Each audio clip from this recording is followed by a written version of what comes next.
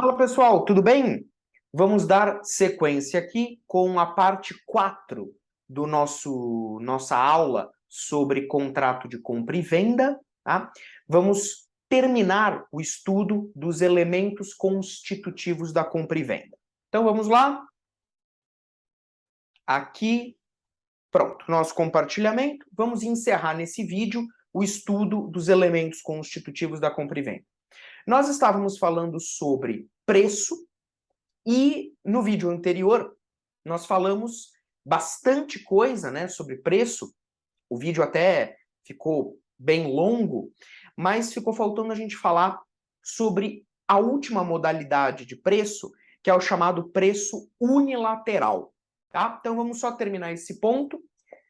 Preço unilateral, pessoal, é aquele preço que foi fixado por apenas uma das partes. Então, o preço unilateral é aquele preço que foi fixado livremente por apenas uma das partes, né? Daí o nome preço unilateral. Porque não houve uma, digamos assim, uma negociação das partes com relação ao preço. Uma delas simplesmente, digamos, impôs o preço, né? Falou: o preço desse bem é X. É isso. E aí, o código fala que o preço unilateral, ele é proibido no Brasil. Porque as outras modalidades de preço que nós estávamos estudando, preço por avaliação, preço por cotação, todos eles são admitidos. Mas o preço unilateral, esse é proibido. E o código fala que, havendo preço unilateral, o contrato será nulo. Nulo. Veja a gravidade, né? Porque como ele fala nulo, ele está falando de nulidade absoluta. Então veja só que o preço unilateral, ele causa a nulidade absoluta do contrato, né? Isso quem diz pra gente é o artigo 489, que fala: nulo é o contrato de compra e venda quando se deixa ao arbítrio exclusivo de uma das partes a fixação do preço. Esse dispositivo aqui, o 489, né, pessoal, ele é um dispositivo problemático. Alguns doutrinadores falam, inclusive, que esse dispositivo sequer deveria existir, né, que esse dispositivo ele não tinha que estar no código. Pelo seguinte, tudo bem, o dispositivo quer evitar o enriquecimento sem causa. Perfeito. Então, a busca é evitar o enriquecimento sem causa.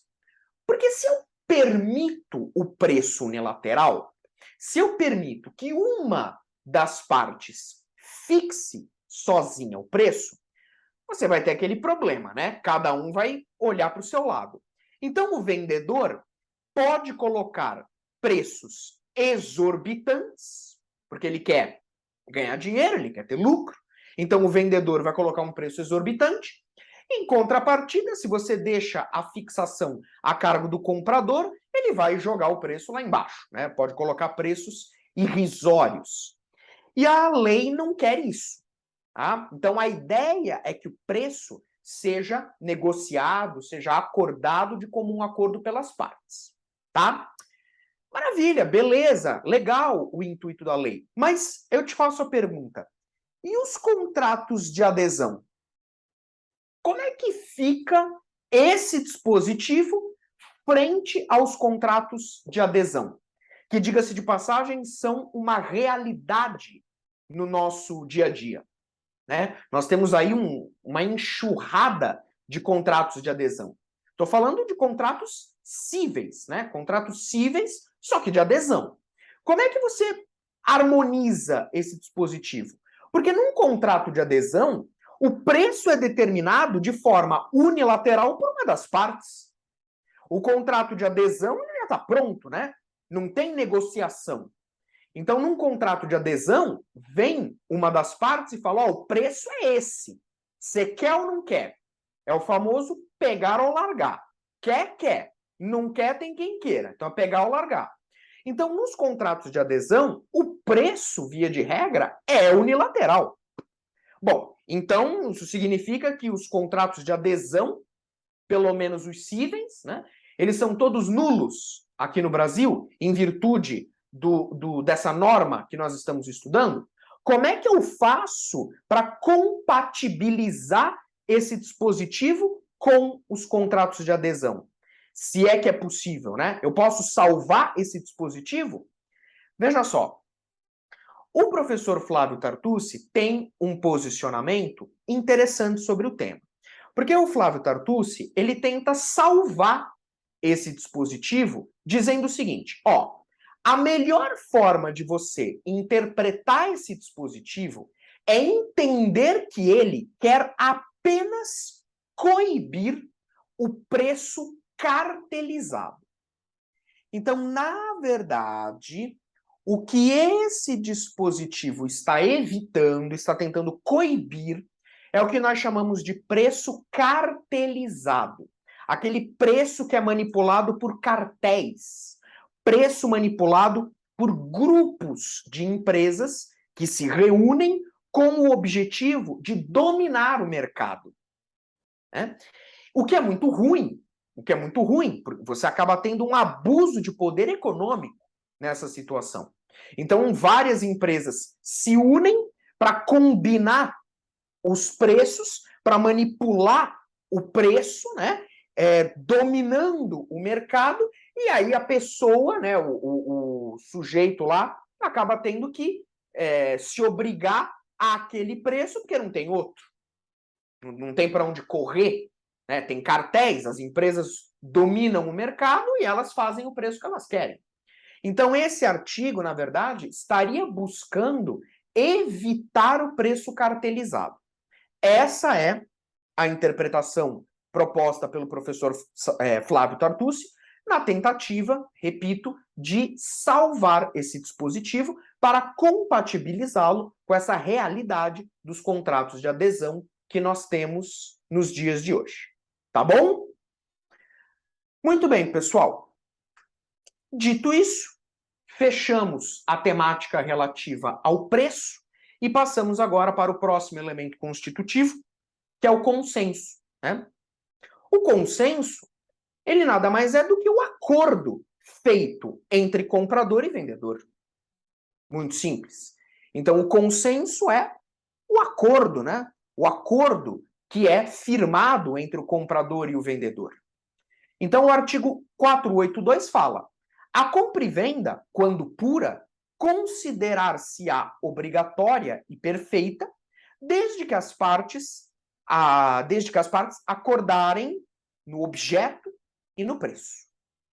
Então, o consenso seria o acordo feito entre comprador e vendedor no tocante ao objeto do contrato e o preço.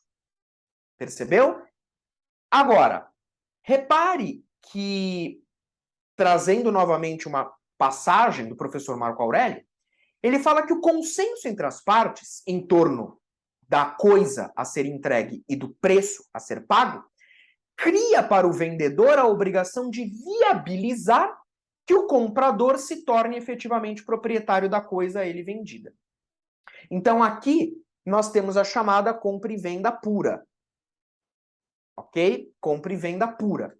Então, sei lá, eu vou comprar um carro de uma determinada pessoa, né, de um vendedor, e aí, a partir do momento que nós fechamos o acordo, a partir do momento que nós concordamos com relação à coisa a ser entregue, preço a ser pago, o vendedor tem a obrigação de viabilizar que eu me torne efetivamente proprietário daquela coisa.